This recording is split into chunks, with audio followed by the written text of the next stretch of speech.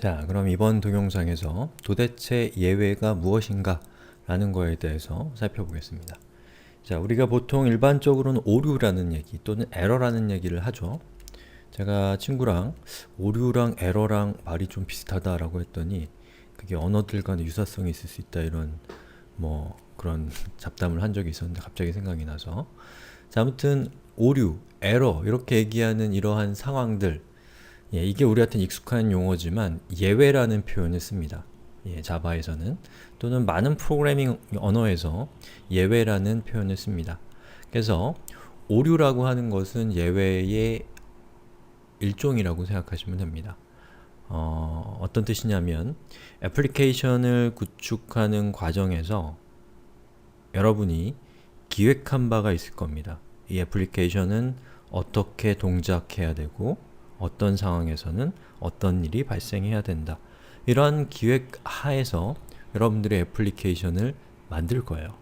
그렇죠? 그리고 대부분의 경우에는 여러분이 예상한 바대로 애플리케이션은 잘 동작을 할 겁니다. 그런데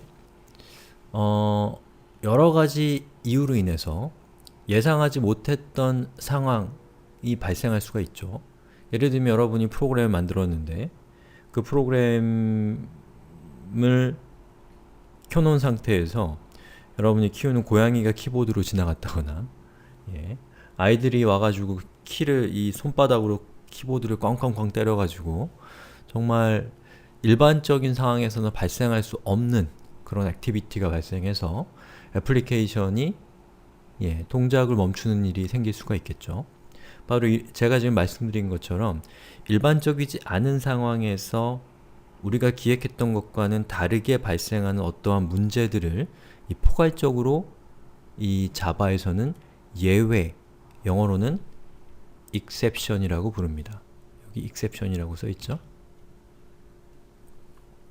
바로 이러한 예외 상황에서 그 프로그램을 만든 프로그래머가 그 예외 상황을 처리하고 그 예외 상황을 관리할 수 있도록 돕는 방법, 그걸 돕기 위해서 이 언어가 고안해서 제공하는 방법, 이러한 것들을 역시 예외라고 합니다. 또는 예외 처리라고 부르죠.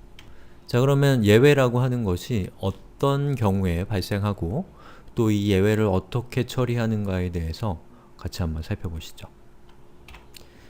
지금 보고 계신 이 예제는 우리 계산기 예제입니다. 계산기 예제. 숱하게 봤으니까 제가 특별히 설명드릴 건 없고요. 이 계산기 예제는 제가 필요에 의해서 sum과 average라는 메소드를 제외했어요. 대신에 여기 보시는 것처럼 divide라고 하는 나누기와 관련된 메소드를 추가한 상태입니다. 나누기와 관련된 부분이 들어가 있다는 거고요. 그 다음에 이 calculator 클래스를 제가 인스턴스화 시켜서 어떻게 했냐면 보시는 것처럼 C1이라는 인스턴스에 set operands를 하는데 첫 번째 인자는 10, 두 번째 인자는 0을 지정했습니다. 그리고 divide, 나누기를 한 거죠. 자, 이거는 무슨 뜻이냐면 10을 0으로 나눈 겁니다. 10을 0으로 나눈 거예요. 자, 근데 10을 0으로 나누는 것은 수학적으로 의미가 없기 때문에 일반적으로 프로그래밍 언어에서는 이것을 에러로 처리하거나 또는 NaN이라고 하는 특수한 형태의 이 데이터를 반환하는 걸 통해서 비정상적인 상황이라는 것을 이 애플리케이션을 구축하는 사람에게 알려주게 됩니다. 자, 그래서 여기 set operands의 left는 10, right는 0이 들어가게 되면 자, 여기에서 들어간 값에 의해서 이 두 개의 전역 변수의 값이 각각 10과 0이 되고요. divide를 실행을 하게 되면 이 부분이 실행이 되면서 10을 0으로 나누게 되는 상황이 발생하게 되는 것이죠. 자, 이것은 우리가 divide라는 저 메소드를 구현할 때는 사용자가 이런 식으로 계산을 할 거라는 예상을 하지 못했습니다. 그리고 자바는 기본적인 동작 방법이 이 어떠한 숫자를 0으로 나누려고 할 때 에러를 발생시키는 기본적인 이 동작 방법을 가지고 있는 언어입니다. 자, 그러면 이 코드를 실행시키면 어떤 일이 발생하는지를 같이 한번 살펴보시죠. 실행시키면 이런 결과를 리턴하게 돼요. 자, 여기 보시면 자, 우선 여기 계산 결과라고 되어 있는 부분 있죠? 이 부분이 일단은 실행이 될 겁니다. 그러면 프로그램이 계산 결과는 이라고 하는 텍스트를 콘솔에 출력하겠죠? 자, 그래서 나온 결과가 여기에 있는 바로 이 계산 결과는 이라고 하는 부분입니다. 그 다음에 여기 있는 이 부분을 실행을 하는데 write가 0이기 때문에 이 부분은 자바가 에러를 발생을 시켜요. 그래서 발생한 에러가 바로 여기서부터 이 부분이 바로 자바가 발생시킨 에러입니다. 그래서 여기 보시면 나누기 할 때 제로, 숫자 0으로 나누기를 했습니다 라고 우리한테 알려주는 것이죠. 그리고 여기 보시면 arithmetic exception 이라고 뜹니다. 자, arithmetic이라고 하는 것은 뭐 산술, 산수, 수학 뭐 이런 뜻이죠. 이 수학적인 exception, 예외가 발생했다라는 뜻입니다. 자, 그 다음에 여기 있는 at이라고 하는 것은 이 arithmetic exception이 어디에서 발생했는가를 여러분이 추적할 수 있도록 해주는 그러한 내용입니다. 우리가 메소드를 사용하게 되면 메소드 안에 메소드가 있고 메소드 안에 메소드가 있을 수 있잖아요. 바로 그러한 관계를 추적할 수 있게 해주는 것이라는 거죠. 자, 우선 언제 에러가 발생을 하냐면 바로 여기 있는 C1 divide라고 하는 이 메소드를 호출할 때 에러가 발생을 했잖아요. 이게 가장 바깥쪽이라고 할 수가 있습니다. 그게 제일 밑에 있어서 보시면 calculator.demo 클래스의 main이라는 메소드 안에 있는 자 17번 라인에서 에러가 발생했다. 요거 18인데요. 요렇게 나왔네요. 자, 여기 18번 라인에서 에러가 발생했다는 뜻이에요. 자, 그 다음에 이 divide라는 메소드 안으로 들어가 보면 저 메소드 안에서 어디에서 또 에러가 발생을 한 거냐면 divide 안에서는 바로 여기에 있는 10 라인에서 에러가 발생을 한 겁니다. 바로 그것이 여기 찍혀있는 calculator 클래스의 divide 메소드의 10번째 라인에서 에러가 발생했습니다. 이런 뜻이에요. 그리고 얘가 가장 위쪽에 있는 at이니까 바로 이 부분이 오류의 진원지고 가장 밑에 있는 것이 그 오류를 호출한 가장 사용자 쪽에 인접해 있는 그러한 호출자라는 것을 알 수가 있는 것이죠. 자, 오류 메시지가 어떤 뜻인지에 대한 얘기는 여기까지 하고요. 여기 있는 오류 메시지를 다시 한번 살펴보면 계산 결과는까지 출력됐고 그 다음에 exception이 출력이 된 것은 무슨 뜻이냐면 여기까지는 호출이 됐고 여기부터는 이 부분에서 에러가 발생했기 때문에 실행이 중지되고 그리고 자바가 에러 메시지를 출력하면서 이 뒤에 따라오는 부분은 실행되지 않고 있다는 것을 보여주는 예제입니다. 자, 그러면 제가 기존의 코드를 조금 바꿔보겠습니다. 이게 기존의 코드였는데요.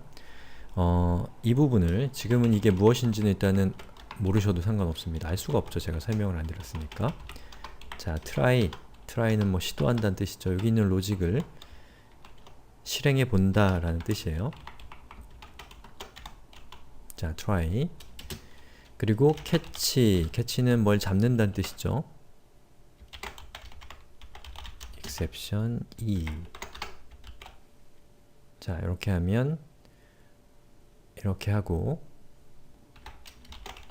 system out print ln 오류가 발생했습니다.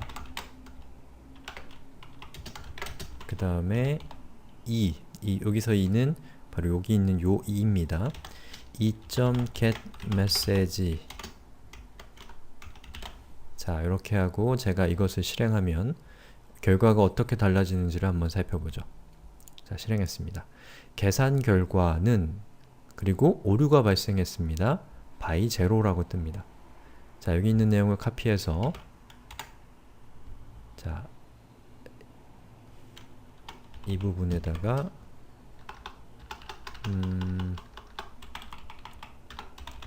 이렇게 배치해 놓겠습니다. 한번 살펴보죠. 자, 그 콘솔의 결과가 계산 결과는이 나왔다라는 것은 이 try 안에 있는 이 부분이 실행이 됐다는 겁니다. 그 다음에 오류가 발생했습니다. by 제로라고 뜨는 이 부분은 자, 여기 있는 이 부분이 실행이 되려다가 제가 지금 네모 박싱 처리하는 이 부분에서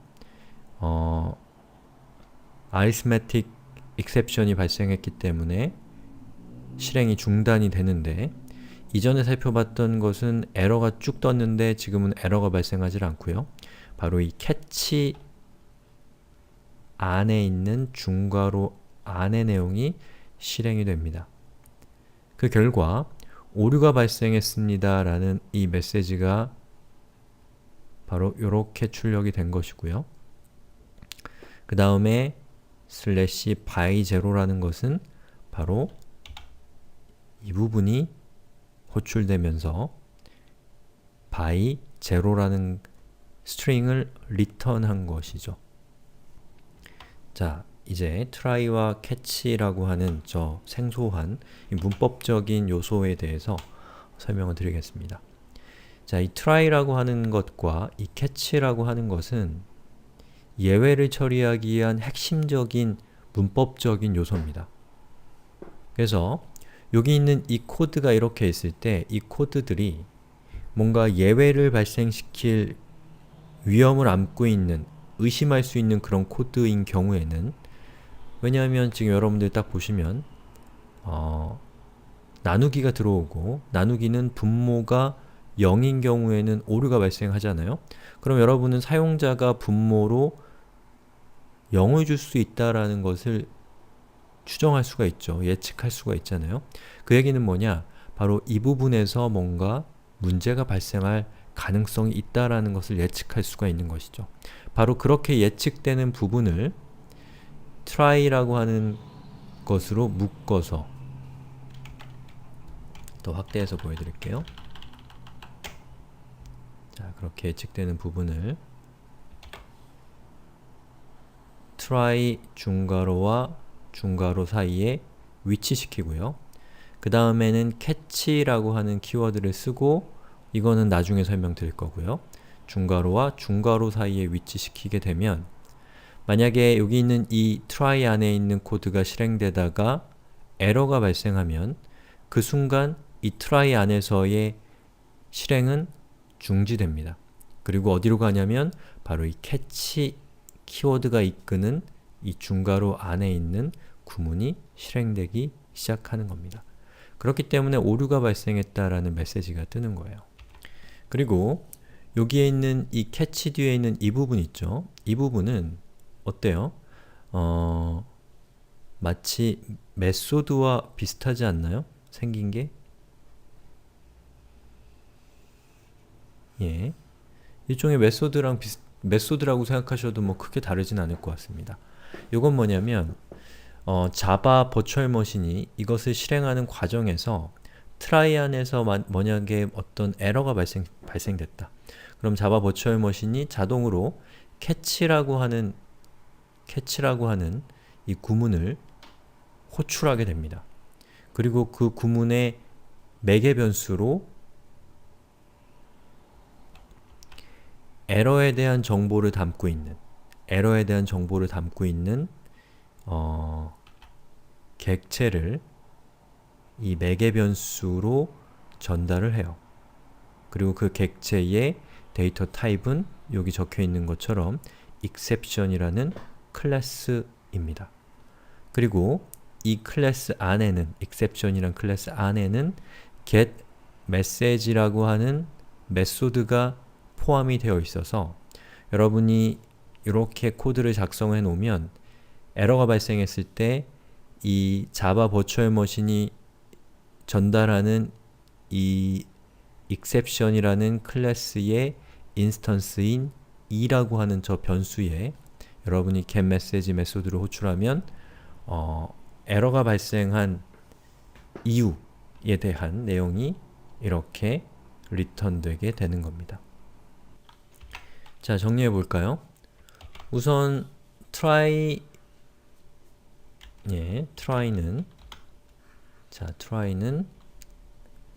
예외의 발생이 예상되는 로직을 위치시킵니다.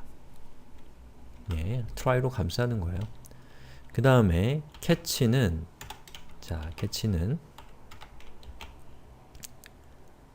예외가 발생했을 때 실행하도록 하려고 하는, 예외가 발생했을 때 그 예외를 뒷수습하는 로직이 catch 안에 들어갑니다. 그리고 이 catch는 자바 버추얼 머신에 의해서 호출되게 되는데, 자바 버추얼 머신은 마치 메소드를 호출하듯이 저 catch를 호출하고 그 catch에 그 에러 상황, 이 try에서 발생한 에러 상황에 대한 정보를 담고 있는 객체를 catch에 인자로 전달을 하게 됩니다. 그러면 이 catch 안에서는 자바가 전달한 그 문제 상황을, exception을 담고 있는, exception에 대한 정보를 가지고 있는 그 객체를 이용해서 이 부분에서 뒷수습을 하게 되는 것이죠. 자, 이렇게 해서 이번 시간의 핵심은 예외가 무엇인가, 그리고 예외를 여러분이 어떻게 처리하는가로서 try catch라는 것을 이해하는 것이 이번 동영상의 핵심입니다. 아셨죠? 그리고 다음 동영상에서는 제가 방금 말씀드렸던 이 catch라고 하는 것이 일종의 뒷수습을 하기 위한 이 장치라고 볼 수 있다라고 말씀을 드렸는데요. 어떤 식으로 뒷수습할 수 있는지에 대해서 제가 소개를 해드리겠습니다.